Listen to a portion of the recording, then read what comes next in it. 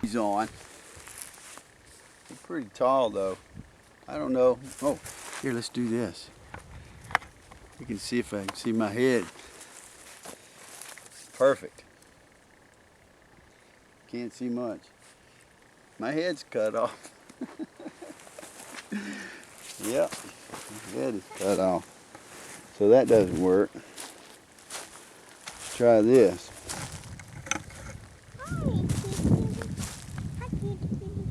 Ah, the kitty. He's there. I don't really want.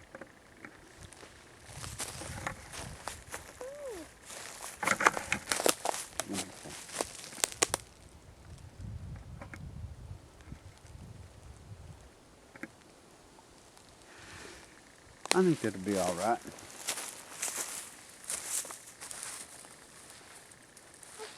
Hi, I'm Jerry Davis with Boerne Bushmasters. This is my son Nathan Davis. He's not quite a Bushmaster, but I expect him to become one. Are you going to become a Bushmaster, Nathan? No. No, he's not going to become a Bushmaster. Do you want to be a Bushmaster? No. No. Yeah? No. No, he doesn't want to be. And this is our cat. He is a true Bushmaster. So I just wanted to take a minute today and thank you for stopping by my website. I've spent a lot of time in the outdoors. I grew up in the woods in a small town in East Texas. And I grew to love the woods because they gave me peace, they gave me security, and they gave me adventure. So the forest, the wilderness, is a giving environment. In fact, you're much safer in the wilderness than you are in a city. The odds of you living in the wilderness are much higher than the odds of you living in the city. It's easy to get harmed around a lot of people. I find as I get older that I prefer the solitude. I like to be in places where there are fewer people. And the fewer the people, the better. Especially in these days. The Bible tells us that in the time of the end, that a man's enemies will be members of his own household. Well, if the members of a man's household are his enemies, then how much more so his neighbors? So your interest in the wilderness and your interest in Bushmaster techniques, survival skills, is well placed and it is wise. In fact, it could be the urging of the Holy Spirit if you're a believer, if you're a follower of Jesus Christ. I am. I have not always been, but I was converted in a big way when I was 33 years old, and I was the opposite of a believer then. So, I hope to teach you quite a bit through my website, through my videos. I have decades of experience. I feel very comfortable in the woods. It is my place of safety. It is your place of safety too, if you let it be. You need to learn some skills. You need to have good skills with a variety of cutting tools, knives. You need a good axe that you can carry, maybe a large hatchet, certainly a very large knife, not necessarily a machete, they tend to be thin steel, but a sturdy, large knife. And then a sturdy, smaller utility knife. But my idea of a utility knife is probably different from yours. And I will review those things. The Gerber Prodigy, if you want to look it up, is a utility knife with the serrations, the blade serrations. There's a very good reason why you want that knife, the Gerber Prodigy, P-R-O-D-I-G-Y, the Gerber Prodigy with serrations. It has a very great use, which makes it my preference. I would not want a utility knife of that size without that feature. Also, the blade on that Gerber Prodigy is thick. That's a very strong, it's 420 high carbon steel. I've had mine for a few years. I'm not sure that I've ever sharpened it, and it's still razor sharp. I don't use it a lot, I don't abuse it, but I definitely use it for a very important task, particularly in the dead of winter when it's freezing outside and wet and I'm going to sleep on the ground, you have to use bedding material. And I cut dry grass, and I don't know if you can see it. I'll show you some later. We're going to make one, some bedding material. The dry grass is outstanding. It's very quick to cut. It's very warm. You can make it that thick. In 30 minutes, you can have a 6-foot mattress that's that thick and that wide.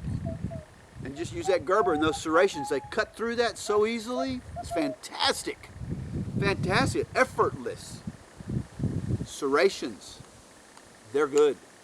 And I have another knife too. It's the Ontario RTAK 2. That's the letter R-T-A-K 2.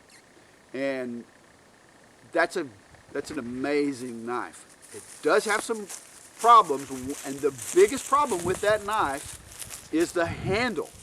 The handle on that knife, it's like holding a 2x4. When I took it out of the box the first time and handled that knife, I thought, my God, that's way too big. And I have, I don't know, large size hands. I'm 6 feet tall, if that helps. My hands don't look large. They don't look big to me. I guess that's just a normal, large hand. And it's not big enough. I had to take what's called a carpenter's file and file down the micarta scales. It has micarta slabs on each side. Nice looking, really nice looking. But it had that carpenter's file, which they're cheap, you know, $5 at Home Depot. But it has a curved side and a flat side. The flat side has rough and coarse, and the curved side has rough and coarse. And so you want to use that curved side, the coarse one, to file down that handle. I'll show you that later, but it makes it smaller, makes the diameter smaller, and it also enhances your grip. Yeah, that's a fantastic knife. I might also grind the blade a little bit, and I might not. It's made out of 5160 D2 spring steel. It's the same steel they make the leaf springs for cars out of.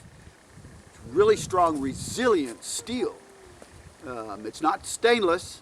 It will rust on you a little bit, you know, in spots, but you know, if it's a highly humid environment. I just put a little Vaseline along my edge and it's, you know, perfect. But boy, that's an amazing, that's a super knife. And I love it. I don't go to the woods without it. If I'm going to the woods, I carry that RTAK 2, even though, and the handle's just now starting to become comfortable to me. Boots. You got to have great boots. You really need to get them now because you might not be able to buy them in 6 months. The economy of the United States and the whole world is a wreck, and it's only propped up by governmental manipulation of the money supply. You know, get your equipment now. Good boots, good gloves. AutoZone has these in Walmart, I think maybe Home Depot too, but they have these Mechanics, M-E-C-H-A-N-I-X gloves. They have padding on the top of the fingers, padding on the palms. Now the fingertips are not so great. They tend to wear out, but you can just cut them off. You don't really need them. But boy, those are terrific gloves, and they're well padded, and you're going to need some padding in your palms, and you'll want some padding on the back of your fingers in case you ever have to punch somebody. You might have to, but certainly if you fall when you're backpacking.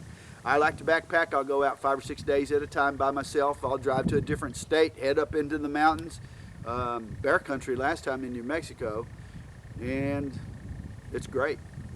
Carry about a 60-pound pack. Typically I'll use the military surplus Army issue aluminum framed Alice pack, size medium.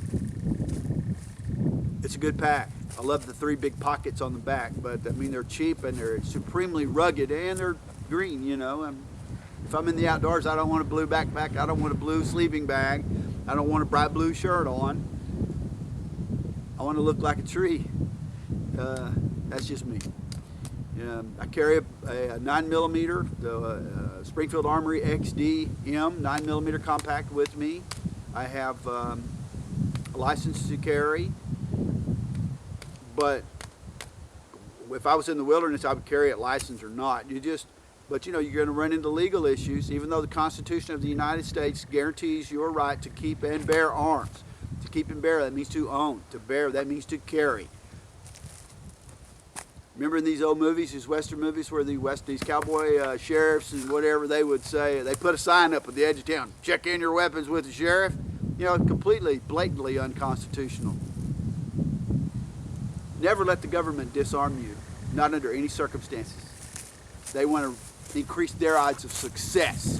That's why they want to decrease your odds of success. You keep your weapons no matter what. And if anybody ever shows up to take them, you have to make a decision. Okay, so I'm gonna make a video specifically about this bag. And this is just a shoulder pack.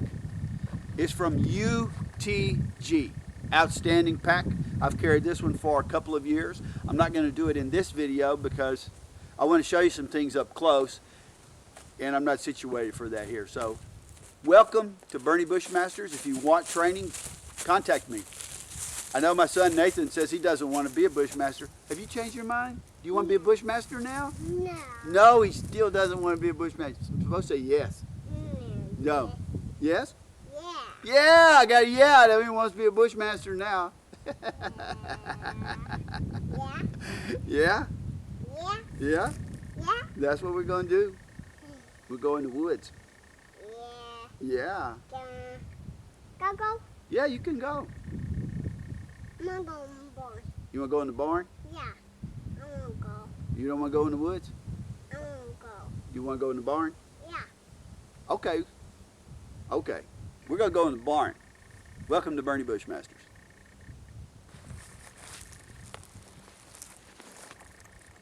Who knows? We'll see if that video turns out. Yeah, bye-bye. Bye-bye. Bye-bye.